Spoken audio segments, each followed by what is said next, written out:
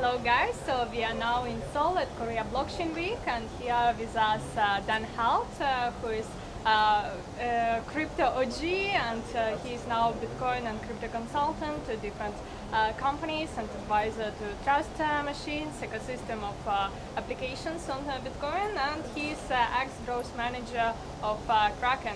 Great to have you here, Dan. Can you tell us about your background and when did you hear first about Bitcoin? How did you get into crypto? Yeah, I first heard about Bitcoin in 2011 when a buddy paid me back for a beer with a Cassasius coin, those physical Bitcoins that you see on like news articles and stuff. Like it's the physical one where he peeled off the label. So he paid me back for a beer with a Bitcoin. Bitcoin is around, I think it was $5 at the time. Of course, the first thing I did was try to figure out how to sell it. I didn't understand Bitcoin at the time, and I thought it was kind of funny money. After that, I was able to dig in a little bit more and really kind of fell in love with its monetary properties. I had studied finance in undergrad during the 2008 financial crisis, so when Bitcoin came around and I learned about the 21 million hard cap and how it was decentralized, I was like, this is the solution for money. And so from there, got involved in the Bitcoin community in terms of building, and moved out to San Francisco in 2013, where I built one of the first and most popular mobile apps in the space called ZeroBlock. That's almost 10 years ago, so it's been a wild ride since then. And now we're in quite a bear market, but there are some still movements, so what will be the catalyst for the next bull market in your opinion? Well, this is my fourth cycle, so I would imagine if history rhymes, it never repeats itself perfectly, but if it rhymes, it usually follows the halving. The Bitcoin halving is where the newly minted amount of Bitcoin drops in half. And then about a year later, that's when the bull run occurs. So we have that happening in April 2024 is the next halving.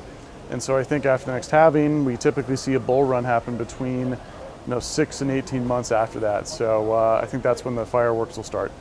And any interesting crypto applications, blockchain applications you can see, like the catalyst for the bull market in the last cycle, the DeFi and NFTs, what will it be the next?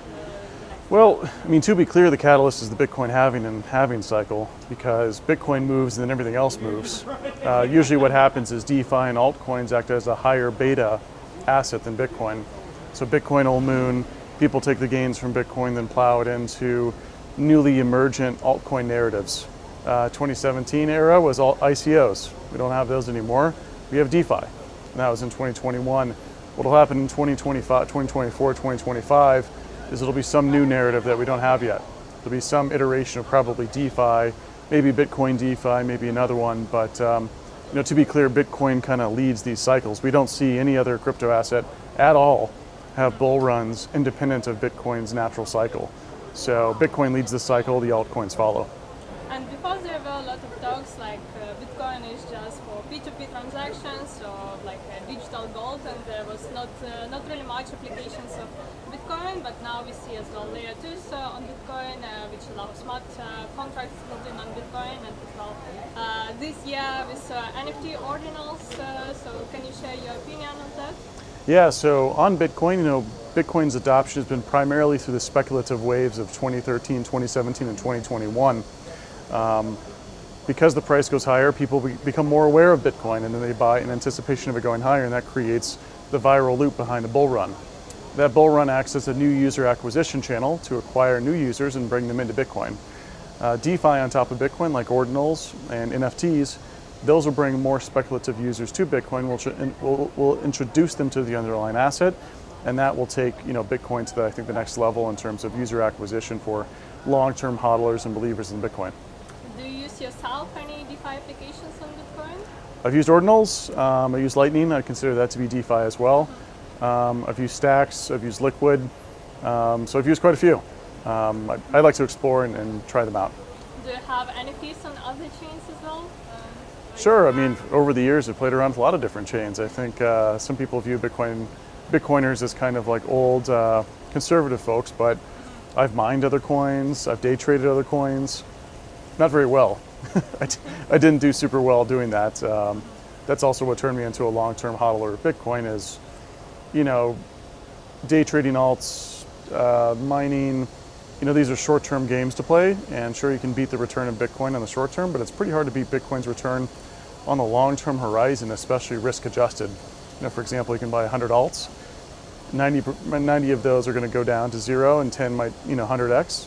Will that beat your return if you just held Bitcoin? It's really hard to say. And why do you like NFTs? Do you have like a mindset of collector, or what does Oh yeah, I mean, excite you about those? yeah, growing up I had Pokemon cards. My brother's into watches, like nice watches. I've seen a lot of, I think when we look at humans and how they value collectibles, this is one of the oldest forms of money was collectibles. Beads and everything else that had a lot of high input in terms of cost or scarcity. If you believe in Bitcoin scarcity and proof of work model, you believe in collectibles, right? It's inherently kind of tied together. Will people want to have collectible digital assets? Absolutely. Humans have been collecting physical collectibles for as long as humans have existed. So the idea that we wouldn't want to collect digital collectibles, I think is kind of crazy. I mean, NFTs I think are a very clear use case of Bitcoin, and what's really cool about NFTs on top of Bitcoin is that the graphic asset actually exists on the chain. Whereas on Ethereum and Solana, sometimes it just points to an IPFS file, which means the asset doesn't actually have permanence. So if you want to have your asset permanently recorded for all time, you're going to want it recorded on the Bitcoin blockchain. So yeah, I think NFTs are great. I think people are going to want to put scarce collectible items on the Bitcoin blockchain. And now we have as well a lot of talks about the potential adoption and approval of spot Bitcoin ETF, and that it may be the next reason for the next bull market. So how do you see the current situation? Grayscale recently won against CSE, that CSE should consider the approval of the transfer into Bitcoin ETF. So can you share your thoughts on this, and how do you view generally institutional adoption? A Bitcoin ETF is inevitable. This was bound to happen. Gary Gensler and the SEC have just been dragging their feet in approving one because for some reason they just don't like Bitcoin and crypto. And I think that a Bitcoin ETF is good for Bitcoin because it allows retail traders and institutions to buy Bitcoin and hold it in a traditional brokerage account, which really opens up the number of people that can own it. Now, of course, I want to caveat that people should self-custody their Bitcoin. That's the only way to truly own it. But people will choose the lazier solution, and it's inevitable that an ETF would be approved and people want it. So if people want it, even though it's less secure than holding Bitcoin, much less secure, of course, than holding Bitcoin, people are going to want to use that. Do you think spot Bitcoin ETFs may be approved this year, or do you think they will be again delayed and we'll see something on the next year? I think it'll be early mid-2024. I think that seems to be the most likely outcome. Grayscale won their lawsuit against the SEC. You had big firms like BlackRock and others file for an ETF. They're not going to file for an ETF unless it's going to be approved. BlackRock, out of 150 ETFs that they filed for, have only had one unapproved. So I don't think that they're going to file for an ETF unless they had already back-channeled with the SEC and asked them, hey, is this going to be approved? And how do you generally see current institutional adoption of crypto? And do you think may it be harmful that all these big players getting into the crypto industry and they just can manipulate easily the market, and it won't be really a fair play to retail? Yeah, I mean, for retail traders, I think that's why the buy and hodl route is the great way to go, because if you're day trading, you're competing against these institutions who have better information, better computing, smarter folks, and faster trading. And so, if you're a day trader, I think like institutions represent an opportunity because they make the market more liquid. You just don't want to trade against them on an active basis. Institutions are critical for Bitcoin's adoption. Bitcoin isn't just supposed to be held in the hands of retail, it's supposed to be held by corporations and other larger institutions like hedge funds, pension funds. And so I think the institutions coming to Bitcoin kind of heralds its maturity as an asset rather than like a risk or a liability. And in your opinion, what do we need for mass crypto adoption? Two things: education, user experience. As John Oliver puts it, Bitcoin is everything you don't understand about money with everything you don't understand about computers. At least that's how it feels. So it's still very complex. Private key management's a big hurdle, and that's what goes. Education I think folds under the UX umbrella. User experience, whether it be private key management, GUIs, sending, receiving transactions, even the idea of like an unconfirmed transaction is kind of a funny idea, right? Like confirmed, unconfirmed, that's not what people think about as a normal transaction type. Maybe saying pending might be a better way to phrase it, for retail traders or retail consumers. So I think Bitcoin has a long ways to go and crypto has a long ways to go in terms of user experience, but we've got some of the brightest minds in the tech world working on that problem. And you've been traveling a lot. You live in the US, you've been a lot to Europe, Asia. So how do you see the differences of crypto adoption and implementation in all these regions? Yeah, so I've spent a lot of time, of course I'm from the US, and I've spent a lot of time in the East Coast, West Coast, South, and then in Europe I go at least 6 to 7 times a year. So Europe and the United States, I've got a pretty good understanding of how Bitcoin and crypto is used there. Same in South America. I've been in Buenos Aires a few times, been in Mexico many times. Asia is sort of undiscovered for me in terms of finding out the community, the culture, and how they think about the asset. So this is my first time in Korea, and I'm really enjoying kind of digging in and learning from Koreans themselves and how they perceive Bitcoin and crypto. So it's been a lot of fun. And you are a specialist in growth marketing, and you led Kraken before. So can you share some secret tips? What you did, what should it be done to promote any crypto apps, to promote this technology? Yeah, so I used to be VP of marketing at Kraken. So I was formerly a growth marketing manager back in the day at small startups and at Uber headquarters. Was at Uber for 2 years as well, working on rider growth and growth marketing, 2 legendary teams. People forget that growth originally came from Facebook. So every growth team member has a DNA from a certain previous growth background, and growth at Uber came from growth at Facebook. That's back in the 16-17 era. From there, did another startup. We got acquired by Kraken, and at Kraken I built out the marketing team from 2 people to 30. So just not only growth marketing, which is user acquisition, but product marketing and brand as well. But my forte is growth marketing, user acquisition. I think user acquisition in crypto is a very, very underexplored topic. I think a lot of your user acquisition efforts have been quite lazy. A lot of L1s or corporations have done, I think, a pretty poor job of that, where they raise a ton of money in the bull run. They don't even understand what actions they're taking that lead to user acquisition, but the numbers all go up. And so everyone feels like they're having success, but in reality, the growth marketing team members, who should be data driven, have no idea what they did that contributed to user acquisition. So for example, at Kraken, I was very, very adamant that we would look at our actions on our user acquisition efforts and see if it was us or the market. Was it just number go up, the bull run, or were there specific actions taken by my channel managers that led to user acquisition efforts succeeding? So that was kind of fun digging into that. A very unique challenge, removing the seasonality from our data, but was really fun to dig into it at Kraken scale. And what are the best current channels for the user acquisition? Well, when we look at user journeys, we always want to look at a user journey that leads to our products. And in the crypto space, that user journey is definitely going to be social and search. Search, whether that be YouTube search or Google search, because when people begin these journeys, crypto is a complicated topic, Bitcoin's a complicated topic, so they go to YouTube and Google search to search for the long tail stuff. How does proof of work function, proof of stake, etc. Social is more of the social validation side. So they learn new ideas, they learn what's hot and trending based on social, so they follow KOLs, key opinion leaders.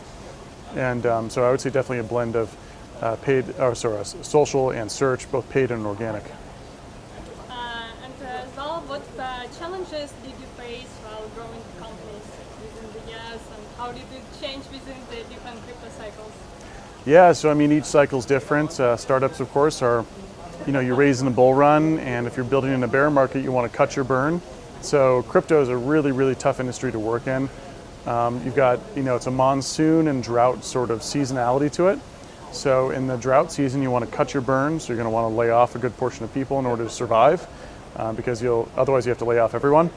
And so you have to cut what's unnecessary. You cut your budgets as well, and then keep building in that bear market so you can survive until the bull run. And then in the bull run, go raise money, pour gasoline on the fire, where user acquisition and growth of your product surges. That's the time to really lay on the gas and really accelerate your efforts. And can you share as well some other altcoins in your portfolio besides you are known as Big Bitcoin Bull, but where do you invest else? Well, I mean, I have dollars, which is an altcoin. So I've got a variety of different assets, from private equity, public equities, dollars, etc. But I would say Bitcoin is still 90% of my net worth. What about crypto? Do you hold any Ethereum or other layer ones or layer twos? I've explored other things over time, but Bitcoin's my biggest position. And what's your opinion about some other applications, like for example zero knowledge proofs or different blockchain games? Zero knowledge proofs are really cool. I think Ethereum and Solana definitely proved out, NFTs, that people wanted to have speculative DeFi on top of crypto. With Ethereum, they had all sorts of different speculative games you could use, NFTs, AMMs, like yield farming. People love that sort of stuff, lending and borrowing. So I'm pretty bullish to see on like what happens with those ecosystems. I think Solana made some interesting trade-offs where they traded off even more decentralization for more throughput. And so I think, and that's where you see a lot of Ethereum maximalists hate on Solana, which I think is kind of funny because it's like, Bitcoin maximalists hated on Ethereum maximalists, and now the Ethereum maximalists act just the same as the Bitcoin maximalists did. So I think things like Solana are really interesting in terms of low latency, high throughput, while trading off decentralization. So I think they're all kind of a spectrum on that, but it'll be really cool to see how that all plays out. And how do you see the evolvement of the industry in 10 years? 10 years, well, I hope Bitcoin's probably worth $1 million of Bitcoin. I think that would be the sort of signal that Bitcoin has succeeded. And, I think I think crypto at a pretty late stage, like it'll be so embedded in everything we do that it'll kind of be like the internet. Like, I'm not sure if there'll be as many speculative cycles around it, other than it kind of operating the back end for the financial system. People don't walk around every day talking about ACH or wires or other innovations like that. So I think this is the early speculative era. And in 10 years, I would hope that Bitcoin has succeeded to such a degree and anything else that has product market fit or protocol market fit, so where it's sort of like embedded itself in the background and we've seen less speculative action on the assets.